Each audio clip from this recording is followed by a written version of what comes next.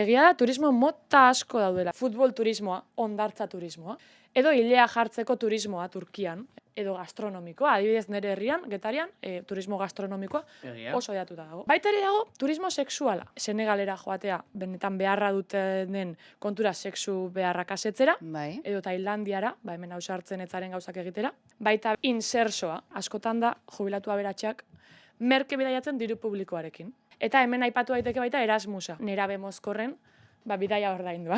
Azpimarratu nahiko nituzken turismo motakala ere dira beste hiru. Turismo alternatiboa edo turismo leninista deiturikoa. Hauek izango ziren furgoneteroak askotan, furgesia deituak ez, furgoneta ez du zeinek. Normalean dira irakasleak. Eta turismo ekonomikoa, bat da aberatsak sentitzeko turismoa, herrialde azpigaratuetara bidaiatzea. Hemen guretzat ezinezkoa den bizimaila izateko. Eta beste adarra da, pobrezia bizitzea gustatzen zaien turistena. Afrikara bertara joatea, ume beltzei argazkiak ateratzea.